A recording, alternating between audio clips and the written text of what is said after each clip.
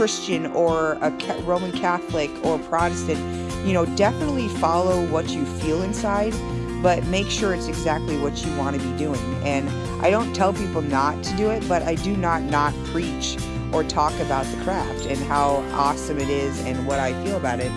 But like I said, because of literally how I was just feeling and how I'm feeling right now, just getting over things or whatever, you know, I picked up that book, that grimoire, and I said I was getting $150 on my PayPal card literally a week. My father was working at a very good job. He was making good money, and my mom was sending me $150 a week, and she was telling me just to spend it. And I look at her like, my mom never does that. My mom never tells me to just buy whatever I want.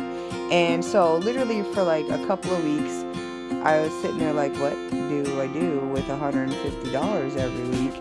So 6 months after letting that stupid book sit on my table, my empty coffee table, which is right here, this thing right here, letting it sit with nothing on it, with just that book on there, 6 months in, I picked it up and I said, well, let's look at it. I picked it up and I turned to the very first page of the table of contents, or whatever is written in the first page, and I read the first part of it, and then I flipped it open to the table of contents and I looked at what the table of contents was. I read that, and then I looked at what the necessary tools were for starting an altar, or even pretty much just getting into the craft. Because your basic thing that you basically want to focus on when you're getting into the craft and you fully decided that you are going to become a witch is you want to sit there and you want to create your altar, your working altar, nothing else but your working altar. That's your focus point. That's where you start. That's what you do. You pick up, you get a grimoire like Silver Ravenwolf or Anne Mora. And those are the two that I know that are really good. Or you can go with Scott Cunningham, or you can go even old school, which I do have on my Amazon Kindle, is Gerald Gardner's grimoire. That thing is like, I can't even barely read it because it's in a lot of like Gaelic, Old English / witchcraft, alphabetical, like weird writing that is very old that you have to have, which the Anne Mora book does have 3 different alphabets in it that you can read and like dissect what they mean. But like I said, so if you are truly wanting to get into the craft, first of all, you need to know the threefold law. Threefold law stands, anything you do, no matter what it is, comes back to you threefold. Sometimes, more than likely, it comes back 10, but it starts out with threefold. No matter it's bad, good, or gray magic, which is in between, it comes back to you threefold. Second thing you need to know is the Wiccan read, and harm none, do what ye will. There's a lot more to it, but that's the basic gist of it.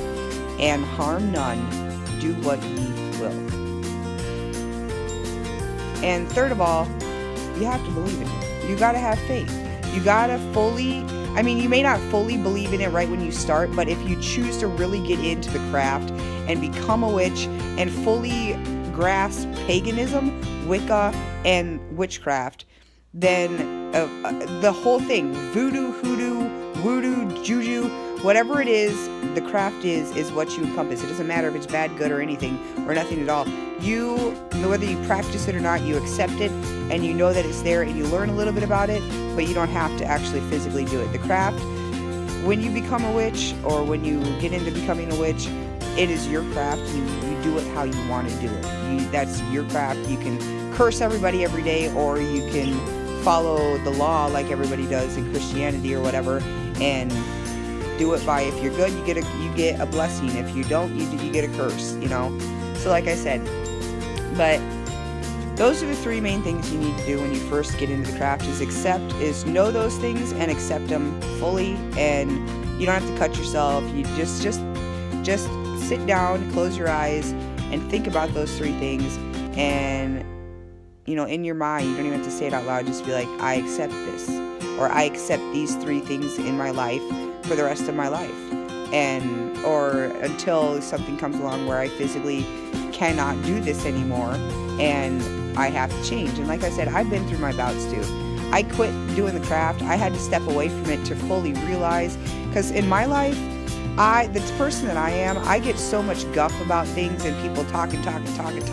Oh, why don't you do this? And suggestions about how I should live my life, that I physically have to step away from the situation to realize if I really want to be doing this or not. And that's what this is all about, is if you really want to become Wiccan or study Wicca or become a witch or just even like get into it for fun, you know, it's not something you just go to. You have to really realize that you're around a bunch of witches. You're going to an apothecary or a metaphysical shop. You have candles and herbs and, you know, an enchantment sitting on your table right now that's not a joke.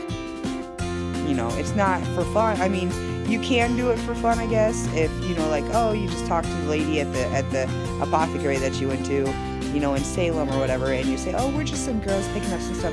She'll point you to the love magic, and she'll point you to the money stuff, or she'll point you to the success potions and say, oh, pick whatever you want, and then she'll let you buy it, and she'll get you on your way.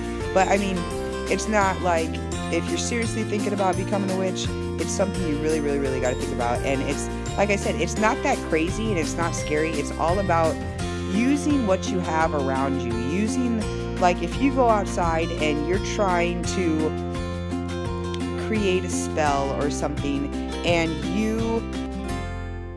all you have to do is literally step outside your front door or look around your home, and your spell is already created for you right in front of you.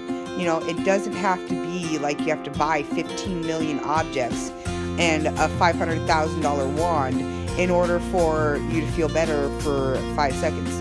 It's not even like that. It's like everything that I have except for the herbs and stuff, because I don't have room to grow my own, which is why I buy them.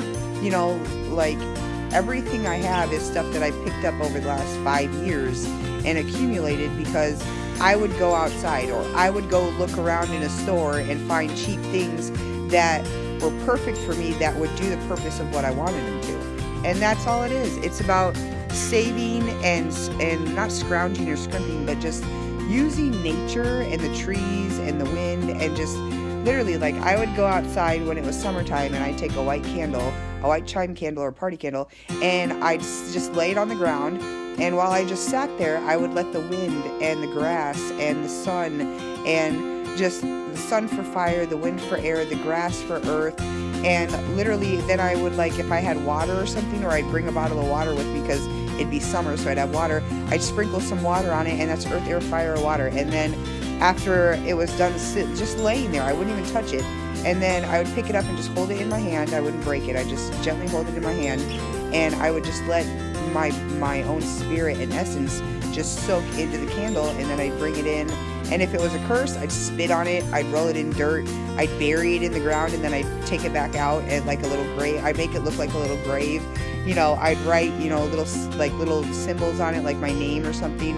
And that's really, it's not that hard. It's just, you really have to just think about it. And it's like I said, I quit for a little while, and I like it. So like I said, this is almost a 20-minute video, and I'm probably gonna have to split this into 2 pieces, but that's pretty much what you need to do. You need to just sit there, and as much as you see it around you, or what you see on my channel, or what I'm talking about to you right in front of your face, you know, because you're asking me, because I don't go around just telling people about this stuff. If you ask me, or if like I see that you're looking at my code or something, I'll say something.